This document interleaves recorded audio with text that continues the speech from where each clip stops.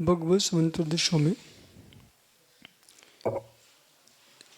भगवान तीर्थंकर अरनाथ स्वामी का स्तवन करते हुए 9वें श्लोक में स्तवन करते करते कई सिद्धांतों की प्रूपणा कर दी है। भूषा वेशदत्त त्यागी, प्रभु आप वस्त्र आभूषण से के त्यागी हैं और विद्या दम दया परम, विद्या दमन और दया ज्ञान से मंडित हैं। इंद्रियों का दमन के लिए आप जितेंद्रिय हैं और दया के मूर्ति हैं। मतलब अज्ञानी परमात्मा नहीं होता, विषय भोगी परमात्मा नहीं होता। नारियों को साथ में रख के साधु नहीं हो सकता, परमात्मा कैसे हो सकता। आभूषण सज्जित सर्गमाला बनता से युक्त ये वीतरागी हो गए तो रागी की पहचान क्या होगी। आज वर्तमान में देखा जा रहा है, बाह्य ज्ञान को ही प्राप्त करके व्यक्ति सहज मुद्रा भंग कर लेता है। खास करके ज्योतिषियों को देखो, वे दुनिया की कंटी मंटी पहन लेते हैं, भेष बनाते हैं, जबकि ज्योतिष विद्या के लिए जरूरी नहीं है सब कुछ करना, पर उन्होंने भेष बना के रखा। तो जहां पर आभूषण सज्जित हैं, बिना राग के माला कौन पहन सकता है, बिना राग के माला कौन धारण कर सकता है। तो बिना राग के स्त्रियों के साथ कौन रह सकता है। इसलिए सर्ग बनता दो शब्द का प्रयोग किया सिद्ध भक्ति में। तो सर्ग बहुत प्रीति उत्पन्न कराती है। माला सारे जगत में देखो आप, सम्मान में माला, शादी में वरमाला, मंगल सूत्र, ये माला जगत को जोड़ के रखाती माला, मोह को जोड़ के रखाती माला, और मरने के बाद भी पड़ती है फोटो पर माला। माला तो माला और मालती, और फिर मालती की माला, समझिए। तो माला के पीछे दुनिया मर रही है। इसलिए हम उन परमात्मा को नहीं मानते जो माला और मालती के पीछे मर गए हो। न मालती जिनके पास न माला है, न अस्त्र शस्त्र कुछ भी नहीं है, ऐसे वीतरागी, वितरागी नको, वितरागी नहीं वीतरागी परमात्मा आप ही हो, अनंत देव। कोई भेष भी नहीं बना के रखा आपने, प्रकृति के भेष के साथ, प्रकृति के भेष के साथ है। आप कोई भेष नहीं बनाए हो, प्रकृति के भेष के साथ, और प्रकृति के भेष के साथ रहे हो, इसलिए विद्या की प्रगति हुई है, विद्या प्राप्त हुई। दम, इंद्रियों का दमन किया है। जो अर्धनारीश्वर परमात्मा है तो उनका अर्थ करना चाहिए, वास्तविक क्या है। अरे यानी शत्रु, वो अर्धनारीश्वर तीर्थंकर परमेश्वर। 8 शत्रु हैं, घाती कर्म, अघाती कर्म। अनंत अवस्था में घाती कर्म का क्षय हो गया, आधे अरि नष्ट हो गए, आधे नरी अरि विद्यमान है, अघाती कर्म है अभी। इसलिए अर्ध नारीश्वर हे नाथ, आप अर्ध अरीश्वर, नारी अरि यानी शत्रु, तो नारी अरि अर्ध नारीश्वर है। परंतु जो जगत में अर्ध नारीश्वर अर्थ किया जाता है वो अलग अर्थ है। हम उन जिनेश्वर को मानते हैं जिन्होंने घाती कर्म का क्षय किया है, अघाती कर्म शेष है। इसलिए भगवान आपके पास न स्त्री है, न सर्ग है, न बनता है, और दमन, इंद्रियों का दमन किए हैं। और दमन किए, अगला हेतु, जो अस्त्र शस्त्र लिए हैं, राक्षसों का हनन कर रहे हैं, निशाचरों का, तो फिर दया कैसे? इसलिए आप दया से युक्त हैं, अज्ञान से रिक्त हैं, इंद्रिय दमन से युक्त हैं, दया से पूर्ण हैं। आपने अस्त्र शस्त्र का प्रयोग नहीं किया। जब थे आप चक्री, तब आपके पास चक्र रत्न था, परंतु जैसे धर्म चक्र को स्वीकार किया, वृषभेश्वर हो गए, वृषभेश्वर हो गए। और जब विश्वेश्वर हुए, दया परम, परम दया सकते हैं। ऐसे परमात्मा जो हैं, धीर वे आप ही हैं और दोषों से रहित हैं। ये व्याख्यान पूर्व में किया। आगे 10वें श्लोक में समझा रहे हैं, अपरमपि तन निग्रह यथा यद जातम तदृष्णम आहा। बहुत अच्छे से संस्कृति का पढ़ो। अब ये सब हेतु क्यों दिए? जब मोह से रहित हो गए तो आप ऐसे हो गए। और मोह से रहित होने पर क्या होता है? समन्तोंग भाषाम ते परवेशेण भूयसः तमो वाहि पाकीर्ण मध्यात्मं ध्यान तेजसः।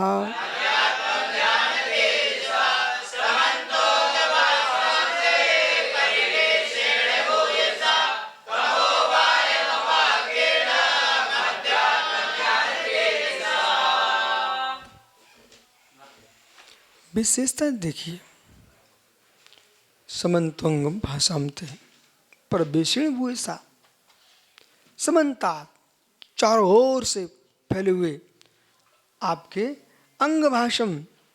जब आप इतने सुंदर थे, तब रूप सौंदर्यम दृष्टि दृष्टिमापन द्वैत विस्मया, विस्मय से तो करके सौधर्मिंद्र सहस्र नेत्र बना के आपको देखता, प्रभु आप इतने सुंदर थे। तो आपके जो शरीर संबंधी प्रभाव है, भूषा विशाल परवेशण चित्त, तो उस मंडल के द्वारा बाह्यम, देखो जब मणि मोतियों के आभा है, अंधकार को दूर कर देती है।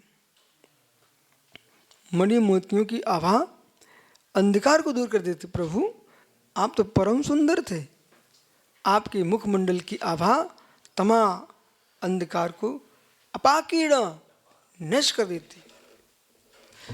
प्रभु का बहिरंग शरीर इतना सुंदर था और इतने सुसज्जित थे, स्वर्ग के आभूषण से सौधर्मिंद के द्वारा पहनाए गए। इंद्राणी ने सजा के रखा प्रभु को, तो इतने सुंदर थे प्रभु, इतने सुंदर थे कि भाई उनके आभामंडल के द्वारा सारा अंधकार नष्ट हो गया। जब लोग इत्र सेंट लगा के आते संयम, तो बेटा गली महकने लगती है। इन माताओं से पूछो, शुद्ध घी की पुड़ी बने घर के अंदर, शुद्ध घी की पुड़ी बने घर के अंदर रसोई घर में, लेकिन उसकी सुगंध मोहल्ले में महकती है। शुद्ध घी की पुड़ी, और फिर कोई सुगंध तेल लगा के आया हो, हाँ कमरा महकता है। जब पुष्पों के सेंट से, इत्र से, सुगंध से कक्ष महकता है, जिनका शरीर सहज सुगंधमय था, संपूर्ण लोक महकता था। देखा सहज सुगंध।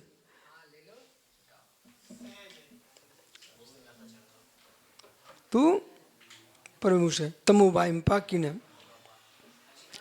बहिरंग अंधकार को दूर किया। आपको मालूम तुमसे नहीं हो सकता कुछ।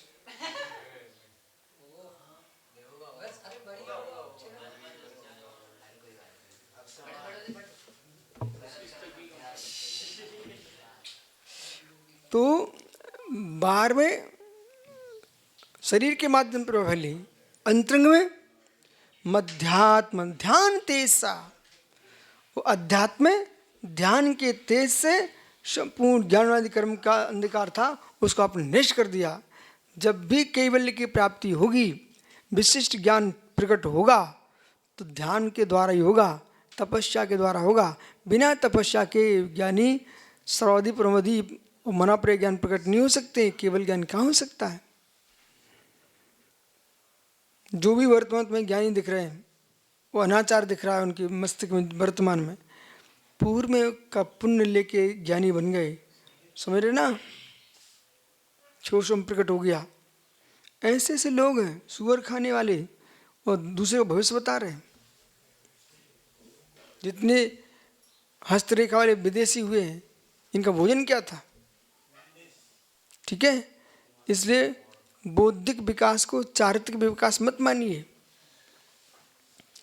आध्यात्मिक विकास जिनके पास है उनके पहले भीतर करुणा देखना चाहिए। जो करुणा शून्य मध्य मांस का सेवन करते हैं, मछली को खा रहे हैं, वे कितने ही पड़े रहें बेहोश ध्यान करते रहें, उनका कोई ध्यान नहीं है। जिसके भीतर दया नहीं है उनका कोई ध्यान नहीं है। मात्र एक मिशन है लोगों को पाल करने के लिए। ठीक है, एक तरीका अपना के रखा है प्रभावित करने के लिए, पैसा कमाने के लिए। बाकी को उनके पास कुछ भी नहीं है स्वयं के लिए, उनके पास कुछ भी नहीं है स्वयं के लिए। भविष्य उनका नरक है। जो मांस खाते हैं, शराब पीते हैं और खुद ध्यान करवाते हैं, वे सब नरक जाने वाले लोग हैं। क्योंकि बाहर में आके नीचे के उठा लेना, हाहू कर लेना, ये कोई ध्यान विद्या नहीं है। जिसका भोजन शुद्धि नहीं है वहाँ भाव शुद्धि हो ही नहीं सकती। वो भाव शुद्धि के बिना धर्म ध्यान शुक्ल ध्यान हो ही नहीं सकता। और ध्यान के बिना परम केवल ज्ञान प्रकट हो ही नहीं सकता। इसलिए सबसे आप प्रश्न करो कि मूलाचार में इतनी आहार की शुद्धि क्यों व्याख्या की गई है? क्योंकि संपूर्ण शुद्धियों में आहार शुद्धि आपकी प्रधान शुद्धि है। उस चीज से सारा तुम्हारा संयम पलता 24 घंटे। जिनके भोजन की परिणति अशुद्धियों के भावों की परिणति भी विचित्र रहती है। और स्वयं के संकलेश भावों से चर्या करोगे तो दिन भर संकलेशित निकलेगा। शांत भाव से आहार करोगे तो परिणाम शांत निकलेंगे। मधुर खाओ, मधुर बोलो, मधुर जियो, मधुर सोचो। सुना प्रसन्न? मधुर खाओ, मधुर पियो, मधुर बोलो, मधुर जियो, मधुर चिंतन करो और मधुर चारित्र का पालन करके निर्वाण को प्राप्त करो। वाणी में कर्कशता नहीं आना चाहिए, चकार मकार की भाषा नहीं आना चाहिए साधुओं की। और ये जो निम्न वर्ग के लोग हैं वे पशु रूप शब्दों का प्रयोग करते हैं। ये पशु की उपमा साधु पुरुषों के मुख से शोभा नहीं देती।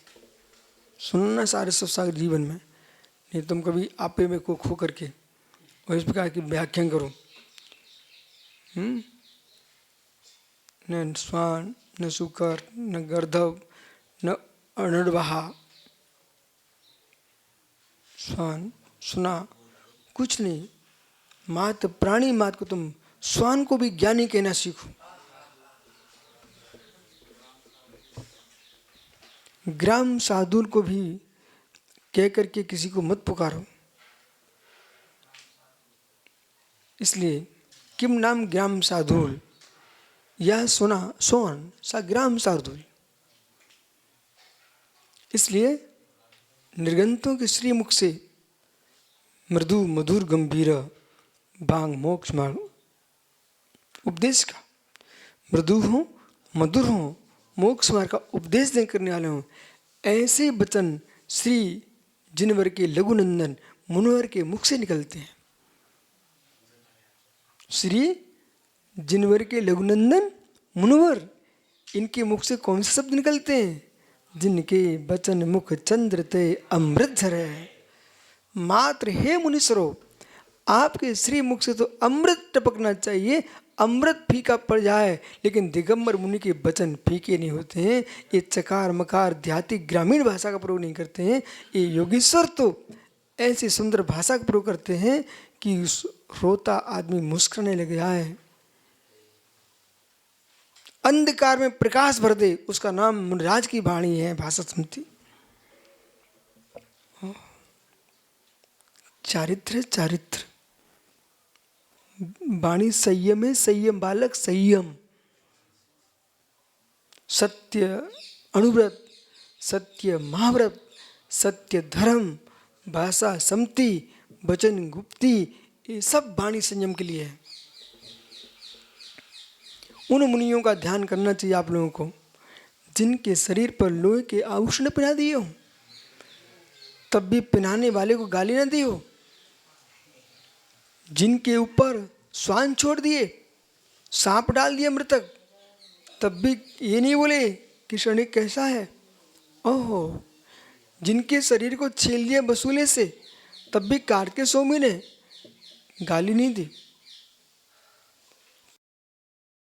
कुलभूषण देशभूषण महाराज को मिलो, घोर उपसर किया, प्रभु दिगंबर मुद्रा भीतरागी मौन लेके खड़े हो गए।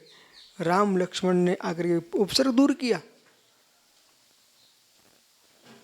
सुन रहे ना ये तन सागर, ये वो मार्ग है।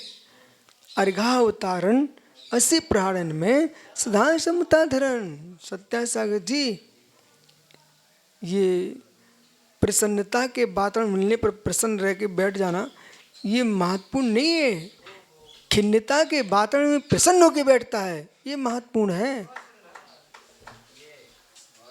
समझे सुब्रत सागर जी? प्रसन्नता के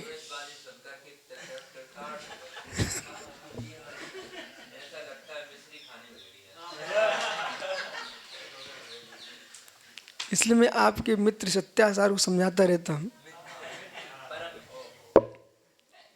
कि जीवन में खिन्नता मोक्ष मार्ग नहीं है, प्राशाद प्रसन्नता मोक्ष मार्ग। हंसना मोक्ष मार्ग नहीं है, रोना मोक्ष मार्ग नहीं है, प्रसन्न चित्त होना मोक्ष मार्ग। प्रसन्ना, तेरे पिता ने नाम ही प्रसन्ना रख दिया, इसलिए मुस्कुरा के जियो, हंस के नहीं जीना, मुस्कुरा के जियो। सुख में दुख में सामवृत्ति, सुख में दुख में श्याम सुंदर, सुख में दुख में सामवृत्ति, यही सुब्रत का लक्षण है। सत्यार्थ यही सुब्रत का लक्षण है, सत्यार्थ लक्षण है सुब्रत का। तभी जीव परम प्रज्ञा सारस्वती प्रज्ञा को प्राप्त करता है। जयंत जैसे मुनि बन जाते हैं, उपसर्ग सहन करने पर भी उत्सर्ग को सहन करते उत्कर्ष को प्राप्त होते हैं। मालूम, ऐसा यत्न करना चाहिए निर्विकल्प होकर के। वे ही निर्गंत गुरु हैं, सदैव सदैव सद्भाव जी, सब पर सद्भावना रखते हैं। तभी जितेंद्रिय होकर के सार्थता को प्राप्त करें समकित भाव से। ओह, मालूम है आपको, निसंगता के साथ निर्मोही बनिए आप। सार्थक जीवन तभी होगा तुम्हारा जब सुभग परिणति बनेगी, सहर्ष भाव से सिद्धत्व को प्राप्त करेंगे आप।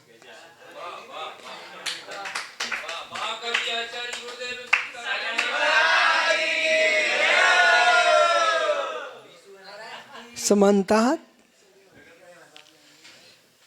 सर्वतांग भाषाम शरीर तेजाम प्रवेशन, शरीर के तेज से परमंडले न परमंडित होकर शोभित होकर के कतम भूते ने किस भूयसा महिता, आह भूयसा नहीं महिता, तमो अंधकार मान गहन अंधकार। लेकिन जो समय पर शांत जीते मौन होकर के वे ही सिद्धि पाते हैं। यदि ढक्कन भी खुला रहेगा तो दाल नहीं पकती, बंद रहता ना ढक्कन तो दाल जल्दी से जाती। सिद्ध सागर जी, तमो अंधकार, अंधकार का उपशमन करे। खत्म होता कैसा? आप जितने संस्कृत पढ़ रहे हो वो टीका नहीं देख रहे हो, वे सब अपने लिए दगा दे रहे हैं। यदि आप टीका देखेंगे ना तो आपको संस्कृत का सुष्ठु बोलना आ जाएगा, सुष्ठु लिखना पढ़ना आ जाएगा। इसलिए प्राचीन आचार्यों को टीका देखना चाहिए आपको। पहले जब संस्कृत व्याकरण पढ़ाते थे ना तो सम्यक कौमुदी का साथ में कोर्स रखा जाता था, समझ गए ना। हमको पंडित जब आते थे ना पढ़ाने ना तो साथ में हम लोगों ने द्रव्य संग्रह रखा था, द्रव्य संग्रह। तो द्रव्य संग्रह सामने करके वो कहते हैं आप टीका लगाइए आप। तो अब व्याकरण शास्त्र और सिद्धांत शास्त्र, तो व्याकरण तो पंडित जी अच्छा लगा रहे, सिद्धांत लगाते थे, तो बोलते थे हम व्याकरण बता, सिद्धांत आप अपना आप ही लगा सकते हो। ठीक है, हमने सिद्धवर्ण स्वामना आचार्य विराग साहब महाराज जी से भिंड के चैत्यालय मंदिर से शुरू की थी। फिर यहाँ पर आपके बीना चातुर्मास में जानकी प्रसाद गोस्वामी करके ब्राह्मण जी थे, वो बहुत दिगंबर धर्म के भक्त थे, बड़ी श्रद्धा से पढ़ाते थे। उन्होंने गुरु जी से कहा था कि इनको हम पढ़ाएंगे और शेष छात्रों को इनसे पढ़वाएंगे। तो वो उधर हमको पढ़ाते थे, हम अन्य अपने गुरु भाइयों को पढ़ाते थे, ऐसा काम चलता था। ठीक है, ठीक है। ये कौन बोला? यही बोल सकते हैं। बाह्यम अपाकीर्ण द्वैस्तम अध्यात्म अभ्यंतरम तमो ज्ञानादि लक्षणम। ये तुमको स्वभाव से त्रिकालिक बोध है हमको। ज्ञान लक्षणम ज्ञान ध्यान ते सपकर्म। आपने ज्ञान कर्म का क्षय किया किसके माध्यम से? ध्यान के तेज से। इसलिए ध्यान के तेज से संपूर्ण कर्मों का क्षय करके प्रभु अरहंत अवस्था को प्राप्त किए। से आगे विचार करेंगे।